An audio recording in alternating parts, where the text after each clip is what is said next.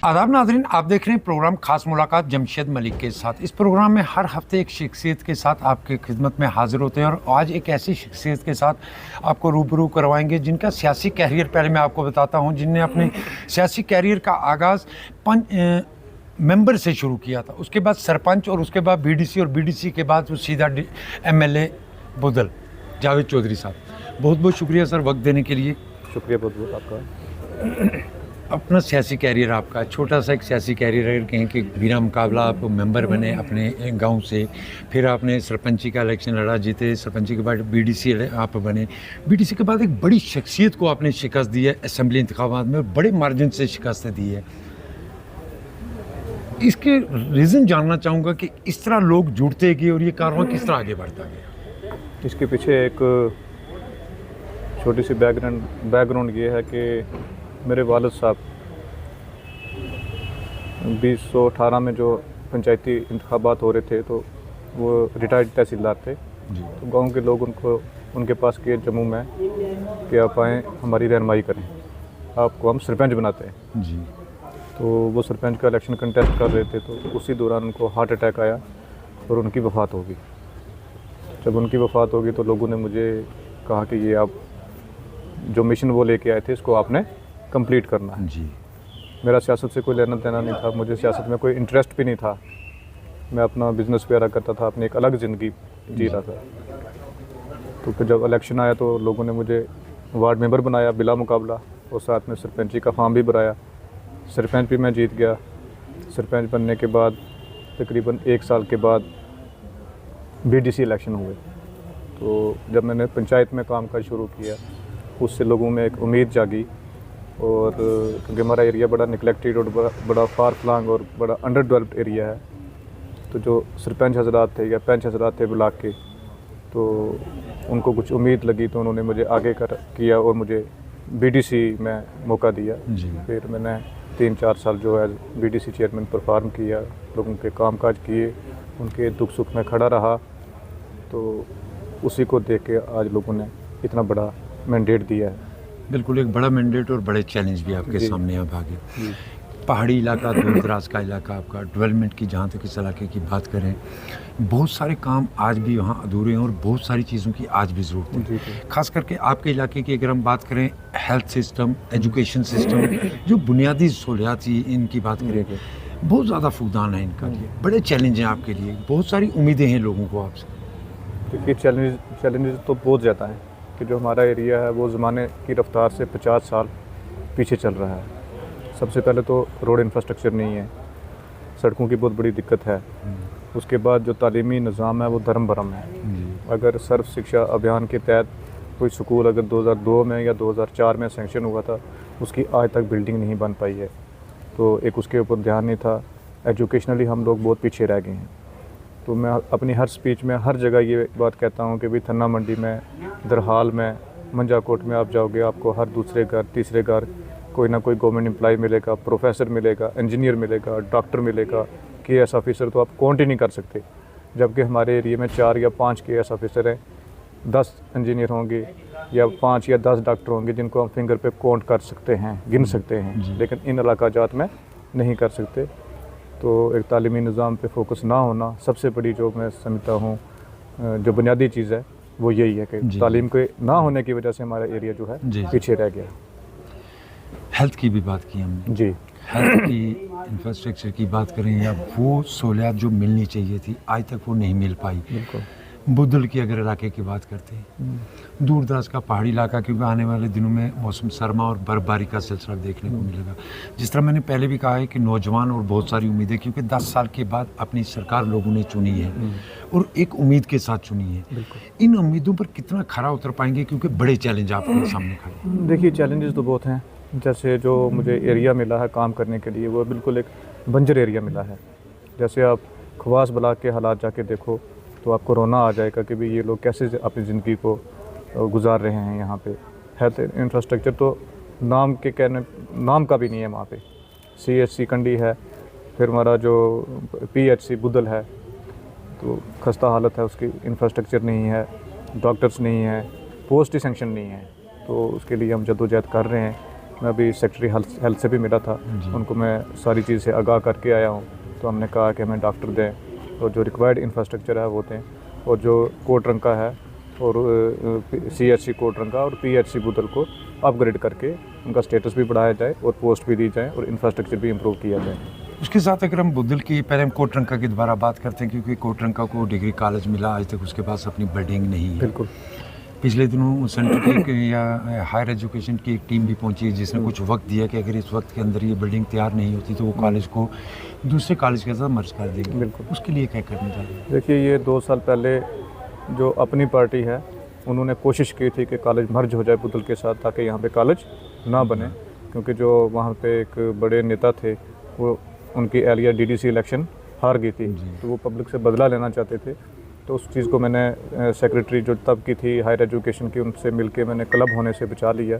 फिर उसके बाद JROG की टीम आई, 2-3 बार वो उन्होंने सॉइल टेस्टिंग की, बहुत कोशिश करके वो NOC वगैरह भी वहाँ से ग्रांट होगी, लेकिन जो भी वक्ती डिप्टी कमिश्नर होता था उसको अल्ताफ़ बुखारी साहब का फ़ोन आ जाता था कि कॉलेज का टेंडर नहीं लगाना है। वो जो अपनी पार्टी है उन्होंने अपने दबदबे से और उनकी जो BJP के साथ प्रॉक्सिमिटी थी उसको इस्तेमाल करके कॉलेज का टेंडर नहीं लगने दिया।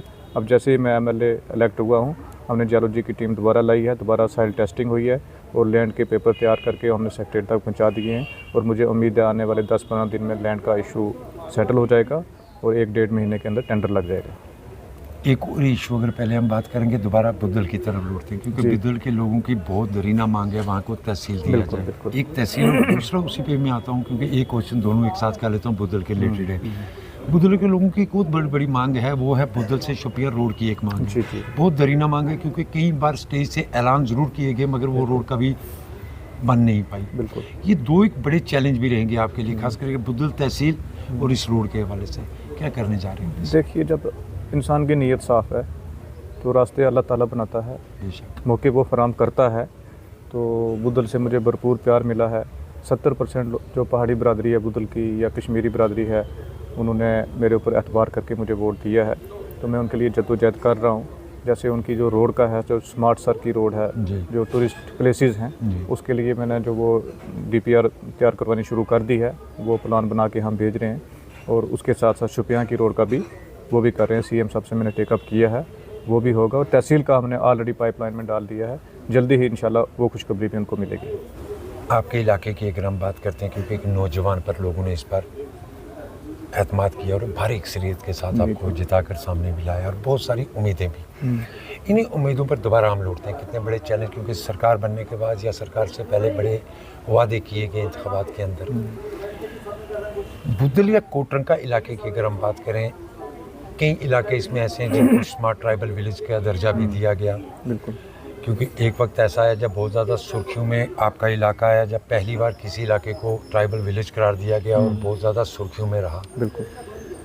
वो फैसिलिटी उन इलाकों को नहीं मिल पाई जो उनको मिलनी चाहिए। क्या कारण समझते हैं कि वो फैसिलिटियाँ आई थी कि लोगों को क्यों नहीं मिल पाई? देखिए, एक फ़िरका परस्ती की सियासत थी। एक आदमी गुजर बरादरी का नारा लेके आ जाता था, एक पहाड़ी बरादरी का नारा लेके आ जाता था, तो उस फ़िरका परस्ती की वजह से भी जो है काम काज नहीं हुआ। जब जो इलेक्टेड नुमाइंदा था उसको पता था कि भाई ज़ात बरादरी पे वोट मिलना है, तो फिर काम करने की ज़रूरत नहीं थी। और एक और था कि लोग एजुकेशनली बहुत पीछे थे, उनको अपने हकूक़ का भी पता नहीं था।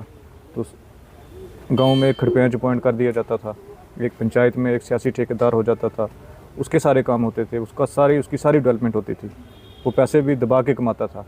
लेकिन जो गरीब है वो गरीब से गरीब होता गया, उनकी डेवलपमेंट नहीं हुई, उनके काम नहीं हुए।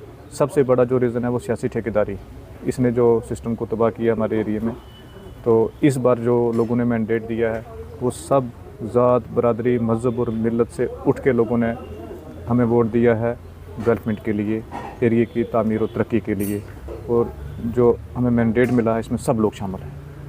बिल्कुल, जिस तरह आपने कहा भी कि इससे पहले ज़ात पात पे सियासत होती रही, वाकई इस बार हमने किताब पीर पंचाल में वो सियासत नहीं देखी जो इससे पहले देखने को मिलती थी।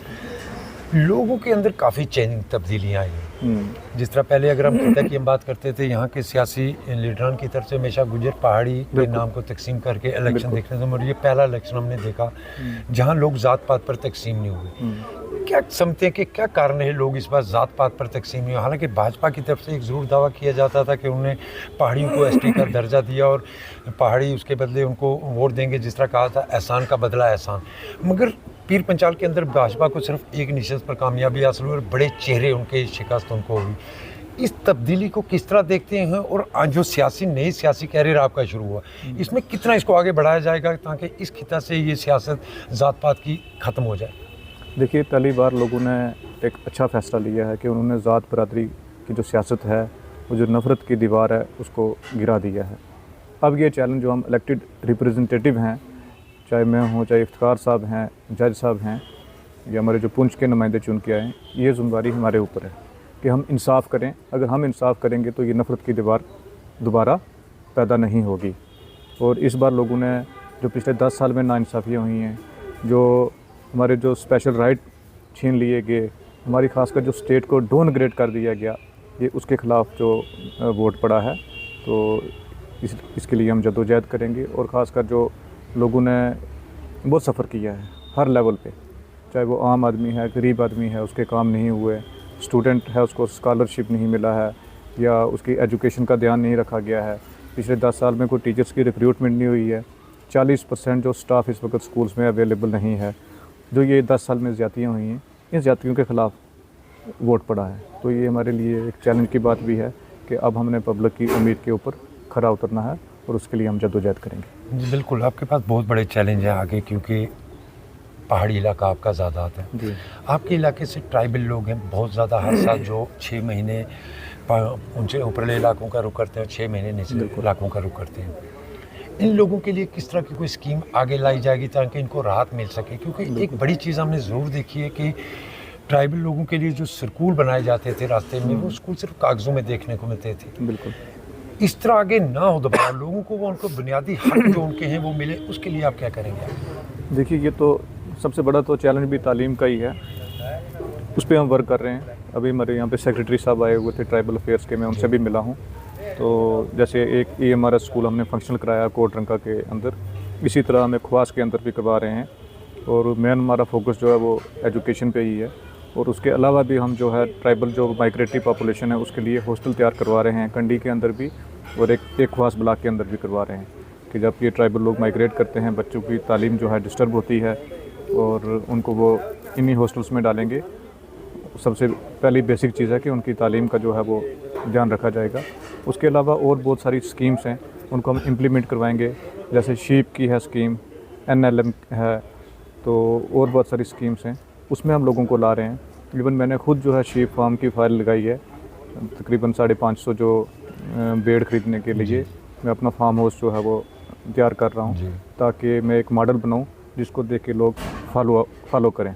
अभी जो हमारी बकरवाल बरादरी है, वो जो शीप फार्मिंग करती है, वो culture as a cultural point of view से कर रही है, वो कमर्शियल पे नहीं है। तो हमारी कोशिश रहेगी कि वो कमर्शियल पे आए। जब कमर्शियल पे आएगी, उनका इकोनॉमिक स्टेटस सुधरेगा, तो उसी से हमारे हालात सुधरेंगे। आपके इलाके को अगर टूरिज़्म के नक्शे पे लाया जाए, बहुत खूबसूरत इलाका है, टूरिज़्म हब बन सकता है आपका इलाका। उसके लिए आपको आगे बहुत काम करने की ज़रूरत भी है, क्योंकि आपके लोगों की तरफ से मांग भी है। 7 लेक की बात आती है, जिसमें दरहाल के लोग भी क्लेम करते हैं, बुदिल कोटन का लोग भी क्लेम करते हैं। एक बात सामने आ रही है कि दरहाल से शक्करमर्ग प्रोजेक्ट जो तैयार किया जा रहा है, जी। इस तरह का प्रोजेक्ट क्या आप कंडी की तरफ से भी कुछ इस तरह जद्दोजहद करेंगे ताकि इन इलाकों के लोगों को भी वो राहत मिल सके और वो भी टूरिस्ट हब बन सके, क्योंकि बहुत खूबसूरत इलाके हैं आपके? बिल्कुल, मैंने वो प्रोसेस सेट इन मोशन कर दिया है। जैसे आपने देखा होगा कि 2-3 दिन पहले मैं केसरी हिल गया था, वहाँ पे हमने एक ट्रांजिट अकोमोडेशन बनाई है, तकरीबन 3.5 करोड़ के बजट से। बड़ी शानदार बिल्डिंग तैयार हो गई है। और रोड का प्रोजेक्ट भी मैंने वहाँ पे सैंक्शन करवाया है, तकरीबन 10 करोड़ का प्रोजेक्ट है। जिस दिन केसरी हिल रोड पहुँच जाएगी, वो ऑटोमेटिकली जो है टूरिस्ट मैप पे आ जाएगा। उसके अलावा कंडी को और केसरी हिल ये जो और कोटरंका के जो एडजॉइनिंग एरिया है, नांगातूब है, इन सब एरियाज़ को हमने ऑलरेडी टूरिस्ट विलेज जो है डिक्लेयर करा दिया है। और इसके साथ साथ जो स्मार्ट सर रोड का प्रोजेक्ट हम तैयार कर रहे हैं, जब स्मार्ट सर पे आने वाले 2 साल में रोड जाएगी इंशाल्लाह, तो हमारा एरिया जो है टूरिज़म पे आ जाएगा। तो उसके लिए हम प्राइवेट इन्वेस्टमेंट भी लाएंगे, क्योंकि ज़्यादा जो है टूरिज़म जो है वो प्राइवेट इन्वेस्टमेंट से ही होगा। अच्छे रिज़ॉर्ट होंगे, अच्छे होटल होंगे, अच्छी हट होंगी, तभी लोग जो है वो आएंगे और ठहरेंगे। तो वो भी हम कर रहे हैं। उसके ऊपर हमारा मेजर फोकस है कि अपने एरिया को टूरिस्ट मैप पे लाएं ताकि लोगों की लाइवलीहुड उससे इम्प्रूव होगी। ये वापस अब कोटरंका की तरफ आते हैं, क्योंकि जिस तरह मैंने पहले कहा बड़े चैलेंज वक्त सिर्फ 5 साल अभी, बिल्कुल आगे अल्लाह बेहतर जाने, मगर जो वक्त आपको मिला है 5 साल हैं, बहुत बड़े चैलेंज हैं। गुजर हॉस्टल का काम कोटरंका के अंदर शुरू किया गया, बुनियाद रखी गई, उसके बाद उसका काम कभी आगे शुरू नहीं हो पाया। बिल्कुल गुजर हॉस्टल वाले स्टूडेंट्स को बहुत सारी मुश्किलात हैं, क्योंकि जिस तरह मैंने पहले भी कहा पहाड़ी इलाका, आने वाले दिनों में आपके इलाके में बहुत ज़्यादा बर्फबारी और लोग का राब्ता भी कट जाता है इन इलाकों से। इसमें सबसे ज़्यादा अगर नुकसान किसी को होता है वो स्टूडेंट को होता है, क्योंकि आपका फोकस हमेशा एजुकेशन पर रहा, पहले भी आपने एजुकेशन पे काम किया। गुजर हॉस्टलों या कई पहाड़ी हॉस्टलों, इस तरह के हॉस्टलों का क्याम आगे आप क्या करने जा रहे हैं जिससे स्टूडेंट को राहत मिले? बिलखुसूस मैं कोटरंका की बात इसलिए कर रहा हूँ क्योंकि उसकी बुनियाद डाली गई, उसके बाद उसका काम आगे कभी नहीं हो पाया। हमारे एरिया में 3 गुजर हॉस्टल सैंक्शन हैं। एक तो खवास में है, उसका जो कॉन्ट्रैक्ट भी अलाट हो गया और कॉन्ट्रैक्टर काम करने के लिए स्पॉट पे पहुंच भी गया है। अभी वो लैंड ट्रांसफ़र होनी है, तो अभी मेरी जो नोडल ऑफिसर हैं ट्राइबल अफेयर डिपार्टमेंट, उनसे बात हुई है, वो 1-2 दिन में जाएंगे, वो रजिस्ट्रेशन होगी तो काम शुरू हो जाएगा। ऐसे जो बुदल का है उसका भी हम फॉलो अप कर रहे हैं, टेंडर लगवा रहे हैं। और जो कोटरंका का है वो पहले एक कागजी गुजर हॉस्टल था, वो सैंक्शन नहीं था प्रोजेक्ट, कहीं टेंडर लगवा दिया गया था किसी अपने ठेकेदार को एडजस्ट करने के लिए, लेकिन फंडिंग ना होने की वजह से वो रुक गया था। तो 1-1.5 साल पहले 2 साल पहले मैंने उसको दोबारा रीसैंक्शन करवा के उसको सैंक्शन करवाया, तो अब उसकी फंडिंग आ गई है। अब उसका डिज़ाइन भी वेट हो गया है। पहले वो होस्टिंग डिपार्टमेंट के पास था, अब PWD के पास आ गया है। अब उनका हैंड ओवर टेक ओवर बाकी बच गया है, वो जैसे ही होता है तो मुझे लगता है अभी 1-1.5 महीने में वो काम भी शुरू हो जाएगा। ख्वास पे लौटते हैं थोड़ा सा, ऐसा इलाका जिसकी आज भी कहीं ऐसे इलाके हैं जहाँ गाड़ी नहीं, लोगों को 8-8, 6-6 घंटे का पैदल सफ़र तय करना पड़ता है। क्योंकि इस बार पीर पंचाल के अंदर हमने सियासत में बहुत कुछ चेंजिंग देखी, नए चेहरे बहुत सारे सामने आए, इसलिए कि लोगों की बहुत सारी उम्मीदें, बिल्कुल आप पर बहुत सारी उम्मीदें इसलिए भी कह रहा हूँ क्योंकि आपने अपने सियासी सफ़र के साथ ही एजुकेशन पे काफ़ी काम किया। उन इलाकों के लिए क्या करेंगे जहां आज भी सड़क रास्ता ना होने के कारण लोगों को कई घंटे का सफ़र पैदल तय कर पहुंचना पड़ता है? देखिए, एक तो हमारा जो PMGSY फेज़ 4 आ गया है, और इसमें ट्राइबल डिपार्टमेंट, यूनियन गवर्नमेंट का जो ट्राइबल डिपार्टमेंट है उसकी भी इंटरवेंशन है, उनकी गाइडलाइन आ गई है कि जो भी ट्राइबल पॉपुलेशन है, जहाँ 250 पॉपुलेशन है, जिस विलेज की पॉपुलेशन 500 है और जिसमें ट्राइबल पॉपुलेशन 250 है, उस विलेज को कनेक्ट करना है। वो एक किस्म का कंपलसरी हो गया है। तो वो हमारी टीम जो है पिछले 10 दिन से जो PMGSY की वो सर्वे कर रही है। लोगों ने अपने जो हैबिटेशन है वो आइडेंटिफाई करके सर्वे करवा रहे हैं। जैसे ये DPR रेडी हो जाती है, सर्वे हो जाते हैं, तो इंशाल्लाह हम जद्दोजहद करेंगे और अपने एरिया का जो रोड इंफ्रास्ट्रक्चर है इसको इम्प्रूव करेंगे और सब हैबिटेशंस जो हैं उसको रोड से कनेक्ट करेंगे। इस 10 साल के गैप में हमने देखा सेंट्रल स्पॉन्सर स्कीमें लोगों तक पहुंच नहीं पाई जहां तक पहुंचना चाहिए था उनको। आज भी दूर दराज इलाके, आपके इलाके के असम्बली हल्के की बात करते हैं, बहुत दूर दराज का इलाका है। उन सरकारी स्कीमों के बारे में वहाँ की गरीब आवाम को आज तक भी इल्म नहीं है कि इस तरह की उनकी स्कीमें चलाई गई हैं। उन लोगों तक वो सरकारी स्कीमें पहुँच पाएँ, इसके लिए आप क्या करने जा रहे हैं? क्योंकि आपके इलाके की मैं इसलिए फोकस इसलिए कह रहा हूँ बार बार दूर दराज, क्योंकि दूर दराज पहाड़ी इलाका होने के साथ वहाँ के लोग मेहनत मजदूरी पर ही अपना घर चलाते हैं। जो सरकारी स्कीमें आज तक पिछले 10 सालों तक उन तक नहीं पहुँच पाई, उसके लिए आप क्या करने जा रहे हैं ताकि उन लोगों को वो सरकारी स्कीमों का फ़ायदा मिल सके जो मरकज़ की तरफ से दी जाती हैं? देखिए, उसके लिए तो गवर्नमेंट भी कर रही है, तो हम भी फोकस कर रहे हैं। हमारा काम है एक एज ए ब्रिज वर्क करना बिटवीन पब्लिक एंड गवर्नमेंट। जी, लेजिस्लेचर का काम ही यही है। और दूसरा हमारा मेजर काम यही है कि हम स्कीम्स को इम्प्लीमेंट कराएं, उस पर हमारी मॉनिटरिंग रहे। तो बहुत सारी स्कीम्स हैं, उनको हमने स्टडी भी किया है और उनको हम इम्प्लीमेंट करवा रहे हैं। अभी सोशल वेलफेयर डिपार्टमेंट ने कैंप लगाया था, उन्होंने पब्लिक को अवेयर किया है। तो मैंने डिस्ट्रिक्ट सोशल वेलफेयर ऑफिसर को कहा है कि आप इसको एक वीडियो फॉर्म में या ऑडियो फॉर्म में इसको सोशल मीडिया पे सर्कुलेट करें ताकि स्कीम्स का लोगों को पता चले। बहुत अच्छी बढ़िया स्कीम है, स्कॉलरशिप की स्कीम है, बाकी और जो फाइनेंशियल एड की स्कीम है उनको इम्प्लीमेंट कराना है। क्योंकि सबसे ज़्यादा दुश्वारी हमारे एरिया में है, क्योंकि गुर्बत वहाँ पर बहुत ज़्यादा है। जब हम कभी गाँव में जाते हैं, पंचायत का मैं टूर लेता हूँ, तो बहुत लाचार और गरीब लोग मिल जाते हैं, उनको इमीडिएट नीड की हेल्प होती है। गवर्नमेंट स्कीम भी एज़ पर सर्वे मिलेगी, फ़ाइल चलेगी, टाइम लगेगा। तो उसके लिए हमने एक फार्मूला डिवाइस किया कि हम अपना ट्रस्ट जो है उसको तश्कील दे रहे हैं। एक ट्रस्ट के तहत जो जिसको भी इमीडिएट नीड की, किसी बच्चे को स्कॉलरशिप की ज़रूरत है, उसमें हम उसकी हेल्प करेंगे। बहुत सारी विडो लेडीज़ मिल जाती हैं, छोटे छोटे उनके बच्चे होते हैं, उसको इमीडिएट ज़रूरत है, इमीडिएट यानी उसको राशन की ज़रूरत है, उसको कपड़े की ज़रूरत है, बच्चे की फ़ी की ज़रूरत है। तो गवर्नमेंट के पास वो फाइल लेके घूमती रहेगी तो उसको महीनों लग जाएंगे, और वो भी एक सर्वे से और स्कीम से काम मिलेगा। और उसी ट्रस्ट के अंडर हम स्कूल्स का भी हमने प्रपोज़ल बनाया है कि हम 3 बड़े मेजर स्कूल जो हैं वो खोलेंगे अप टू 12th स्टैंडर्ड। तो एक कोटरंका के अंदर और खवास के अंदर और एक पीडी के अंदर। तो वो स्कूल्स में जो उन बच्चों को तालीम का जो वो किया जाएगा, क्योंकि तालीम होगी तो उसी से ये जो गुर्बत दूर होगी। उसके अलावा जो है गवर्नमेंट सेक्टर में भी EMRS का हम देख रहे हैं कि एक EMRS और खुल जाए स्कूल। तो मेजर हमारा फोकस स्कूल के ऊपर है। स्कूल खुलेगा, तालीम होगी तो उससे ये मसले हल होंगे। लेकिन जो इमीडिएट नीड के लिए, उसके लिए हम अपना ट्रस्ट इस्टेब्लिश कर रहे हैं जिसमें फ़ंड होगा और जो लोगों की इमीडिएट जो हेल्प की जाएगी उससे।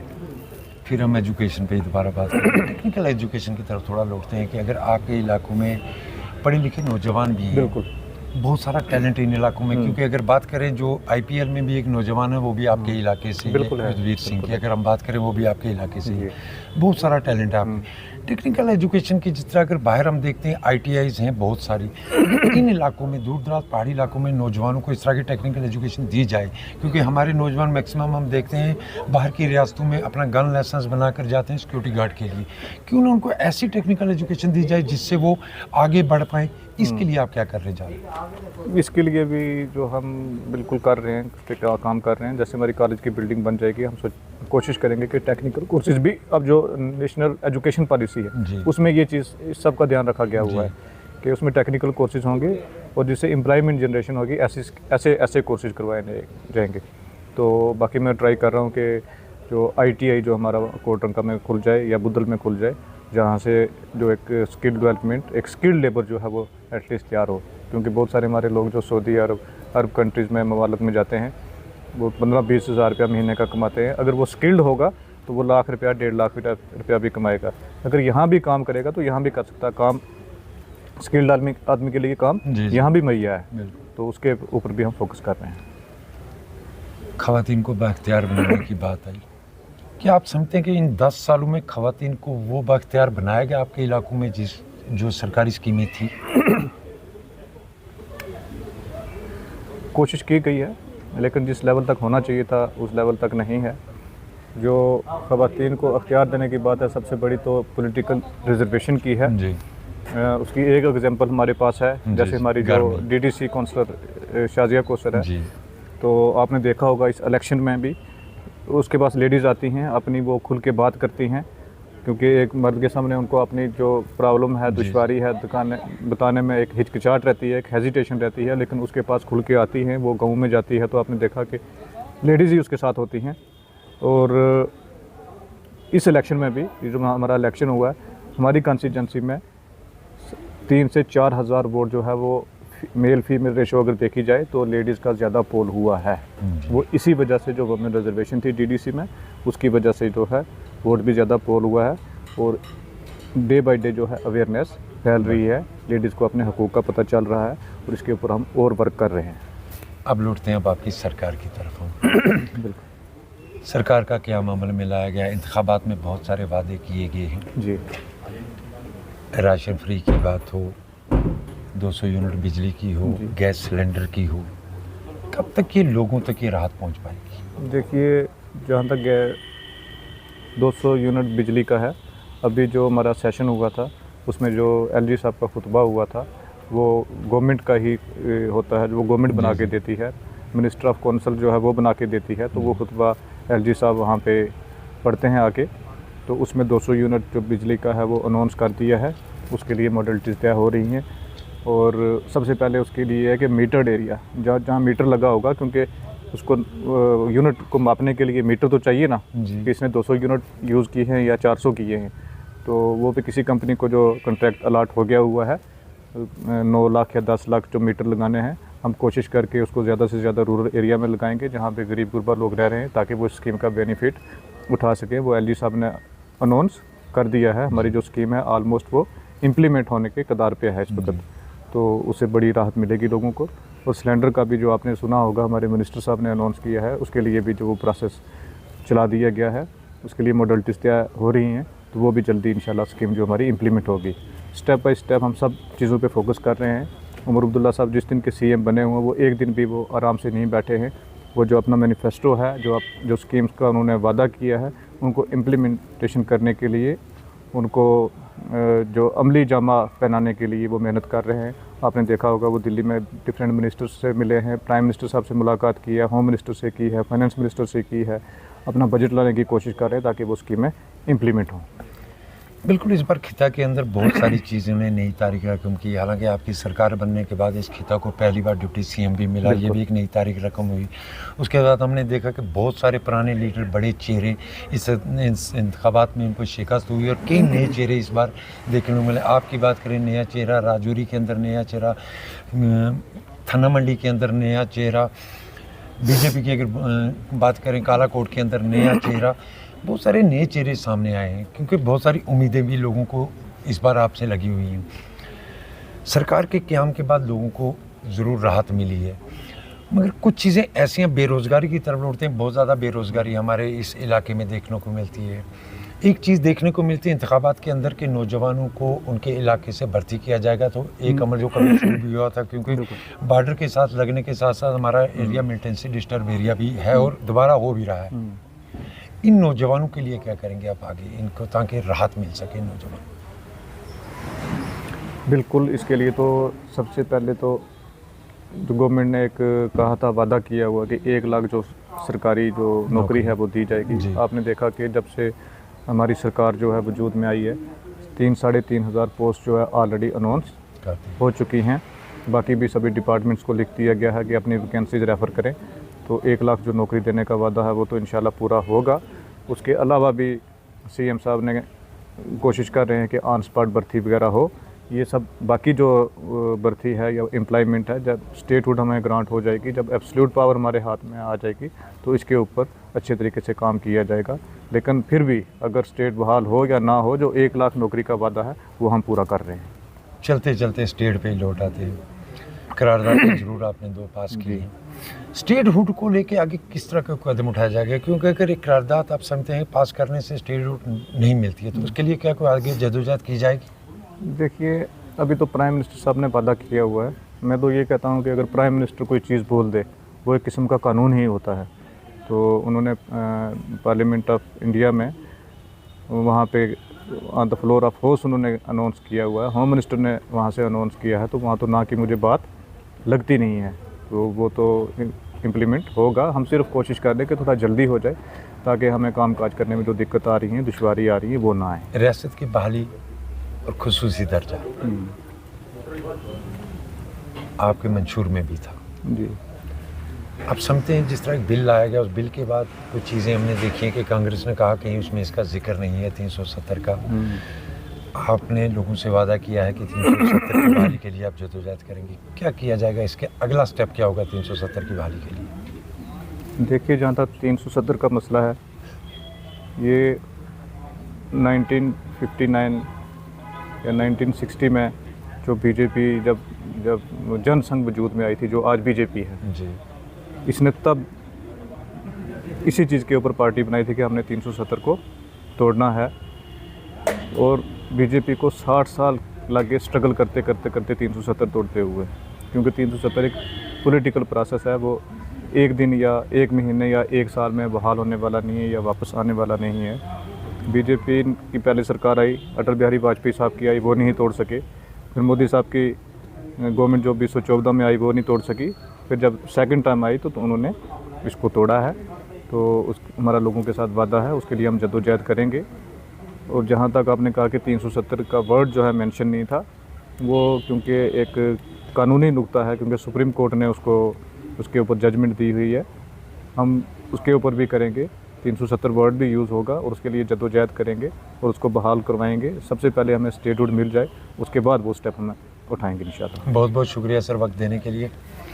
ये थे हमारे साथ रुकन असेंबली बुदल जावेद इकबाल चौधरी साहब, जिनके लिए चैलेंज बहुत ज़्यादा हैं क्योंकि दूर दराज पहाड़ी इलाका होने के साथ कई मुश्किलों से लोग दो चार हैं आज भी, मगर उनको राहत के लिए ज़रूर काम किया जाएगा, जिसके लिए कई बड़े मंसूबे इनकी तरफ से ज़रूर सामने रखें। हालांकि वक्त अभी कुछ 1-1.5 महीना ही हुआ, मगर आने वाले दिनों में ज़रूर देखा जाएगा कि इनने किए हुए अपने वादे कितने वफा किए। मगर उसके लिए एक बड़ी चीज़ हम ज़रूर आपको बताएं, क्योंकि इस बार खिता के अंदर सियासत के अंदर बहुत बड़ी तब्दीली ज़रूर देखने को मिली। जहाँ सरकार के क़याम के बाद ही पहली बार तारीख में खिता पीर पंचाल को डिप्टी सीएम का ओहदा मिला, वहीं कई बड़े चेहरे को शिकस्त होने के बाद एक नए चेहरे सामने आए और लोगों को बहुत सारी इन पे उम्मीदें हैं। अगले हफ्ते इसी प्रोग्राम में फिर आपकी खिदमत में हाजिर होंगे। तब तक मेरे साथी राहुल सूदन के साथ मुझे दीजिए इजाज़त। आप देखते रहें गुलिस्तान न्यूज़ चैनल। अल्लाह हाफिज़।